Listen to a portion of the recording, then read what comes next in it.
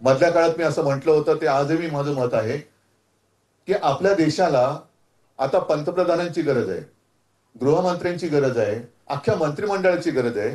कारण आता जे बसलेत ते एका पक्षाचे मंत्री बसलेत, देशाचे नाहीयेत. देशाचे म्हणून कारभार कुठे? ज्या सोनम वांगचुक यांचा उल्लेख मी केला, आपण किती लोक त्यांच्याबद्दल बोलतोय, किती लोकांना चूक माहिती आहे? काय त्याने असा गुन्हा केला होता? काय म्हणून त्यांना डायरेक्ट रासुका मध्ये अटक केली? काय एवढं मोठं राष्ट्र विघातक काम त्या वांगचुक यांनी काय केलं होतं? काय चूक केली होती वांगचुकांनी? काल परवापर्यंत जे पंतप्रधानांची स्तुती करत होते तोपर्यंत ते देशप्रेमी होते. मग असं नेमकं काय घडलं? मग सोनम वांगचुक यांनी जर का चूक केली असेल तर मणिपूरमध्ये चूक कोणी केली होती? का पेटलं मणिपूर?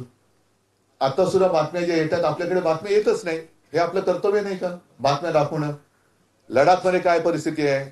लडाख खरंच शांत झालंय का? लेह लडाख. आसाममध्ये मी काल फोटो बघितला, कन्फर्म केलं की खरं आहे का खोटं आहे? खोटं आहे. आदिवासी रस्त्यावरती उतरले, हातामध्ये मशाली आहे, पण इकडे बातमी कुठे येते? मणिपूरमध्ये आज काय चाललंय कोणाला कुठे काय माहिती? आपल्याकडे सुद्धा देशात इतरत्र काय चाललंय आपण बातम्याच देत नाही. मग खरंच आपण टिळक आणि आगरकरांचं नाव घेण्याच्या लायकीचे आहोत का?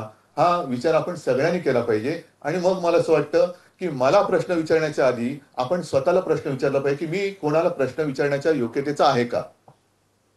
मी काय म्हणून तुम्हाला प्रश्न विचारू? मी काय करतोय? माझं कर्तव्य मी पार पाडतोय का?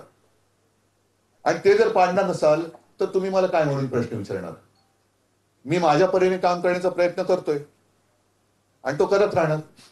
कारण त्याला आमची घराणेशाही म्हणा किंवा घराण्याची परंपरा म्हणा, जे समोर दिसतंय, जिथे जिथे अन्याय दिसेल त्या अन्यायाला लाथ मार, हे माझ्या आजोबांनी शिकवलेलं ब्रीदवाक्य माझ्या वडिलांनी ते आयुष्यभर पाळलं, तेच घेऊन मी पुढे चाललोय.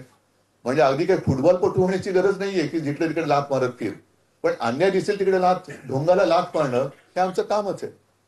आणि म्हणून मग मी हिंदुत्व म्हणजे काय, देशप्रेम म्हणजे काय, या सगळ्या गोष्टीचा एक थोडक्यामध्ये परवा उल्लेख करण्याचा प्रयत्न केला की आमच्या अंगावरती जेव्हा येतात ती लोक की तुम्ही हिंदुत्व सोडलं का? अरे बाबा तुमच्या वंशावळीमध्ये बघा ना कोणी कोणी काय काय सोडले.